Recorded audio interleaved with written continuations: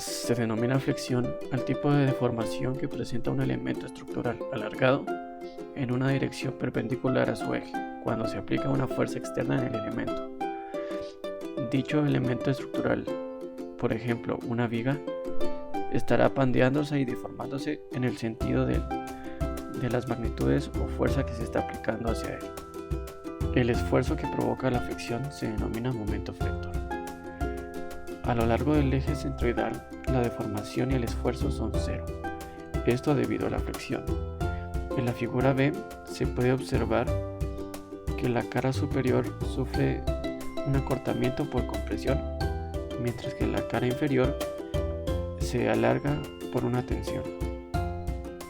La curvatura depende de la convección de signos para el momento flexionante.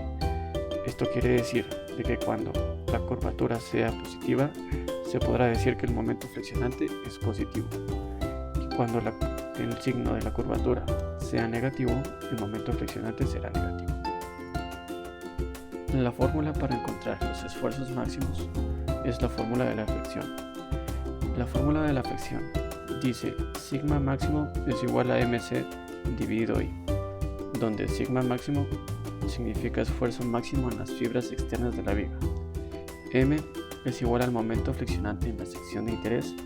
C es la distancia del eje centroidal de la viga a las fibras externas. E I es el momento de inercia de la sección transversal con respecto a su eje centroidal.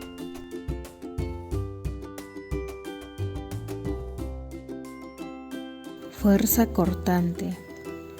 Las vigas son miembros estructurales diseñados para soportar cargas aplicadas perpendicularmente a sus ejes. En general, las vigas son barras largas, rectas, que tienen un área de sección transversal constante. Se clasifican en viga simplemente soportada, viga en voladizo, vigas con voladizo, vigas continuas, sin carga, con carga concentrada y con carga uniformemente distribuida.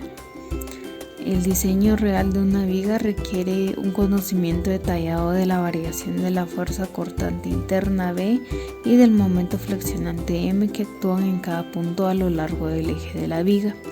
Las variaciones de B y M como funciones de la posición X a lo largo del eje de la viga pueden obtenerse usando el método de secciones. Sin embargo, es necesario seccionar la viga a una distancia arbitraria X de un extremo en lugar de hacerlo en un punto específico. Si los resultados se grafican, las representaciones gráficas de B y M como funciones de X se les llama diagrama de fuerza cortante y diagrama de momento flexionante. Las fuerzas cortantes son fuerzas internas generadas en el material de una viga para equilibrar las fuerzas externas aplicadas y garantizar el equilibrio de todas sus partes. Los esfuerzos cortantes se desarrollan en la viga porque las fuerzas cortantes tienden a cizallar o cortar la viga. Aun cuando las fuerzas cortantes internas pueden actuar en cualquier dirección, tenemos que considerar primero aquellas que actúan perpendiculares al eje largo de la viga. Como en general visualizamos vigas en posición horizontal que soportan cargas que actúan verticalmente dirigidas hacia abajo, estas fuerzas cortantes internas en general actúan verticalmente, por lo tanto nos referimos a ellas como fuerzas cortantes verticales indicadas por el símbolo B. Desde luego, las vigas en general pueden estar orientadas en cualquier dirección. Una carga concentrada normal es una que actúa perpendicular al eje mayor de la viga en un solo punto o a lo largo de un segmento muy pequeño de la viga. En una viga provoca un cambio abrupto de la fuerza cortante que actúa en la viga en una cantidad igual a la magnitud de la carga y de su dirección. La figura muestra la forma característica de representar una viga sometida a cargas concentradas normales. Cada carga se muestra como un vector que actúa en la vía perpendicular a su eje largo. La figura ilustra una situación que produce cargas concentradas. El peso de los tubos y su contenido determina la magnitud de las cargas. Si bien con frecuencia visualizamos cargas que actúan dirigidas hacia abajo debido a la gravedad, las cargas reales pueden actuar en cualquier dirección. sobre todo en la maquinaria mecánica. Las fuerzas producidas por varillajes, actuadores, resortes y mordazas y otros dispositivos pueden actuar en cualquier dirección. Se considera una carga distribuida a todo material o elemento que es soportado por una viga, ya sea a modo permanente dentro de la estructura, como la placa de un techo o el viento.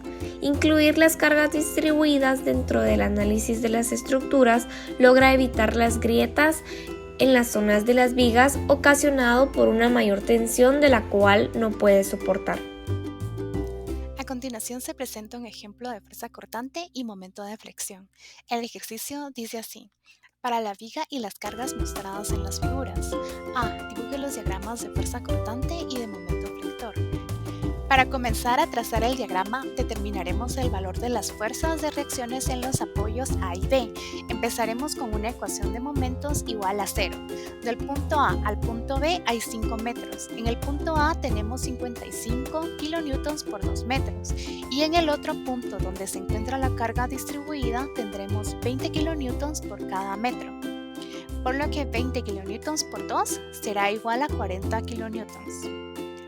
La ubicación de la fuerza distribuida será a 1 metro respecto al punto B, por lo que estará distanciada 4 metros del punto A. Así que multiplicaremos 40 kilonewtons por 4. La sumatoria sería 54 kilonewtons. Ahora, para encontrar el valor de la fuerza AY, la ecuación se plantea que AY es igual a 55 kilonewtons más 20 kilonewtons por 2, menos 54 kilonewtons, que en total da 41. Para trazar el diagrama debemos considerar que las fuerzas puntuales tendrán un comportamiento constante. En el punto A tenemos un valor de 41 hacia arriba y del punto A al C solo hay fuerzas puntuales. Este comportamiento será constante. En el punto C tenemos una fuerza puntual que modifica el valor hacia abajo, por lo que será 41 menos 55, dando menos 14 kilonewtons. Entre C y D tenemos un valor constante también. Del punto D al B tendremos un comportamiento con pendiente negativa, ya que la carga distribuida es hacia abajo.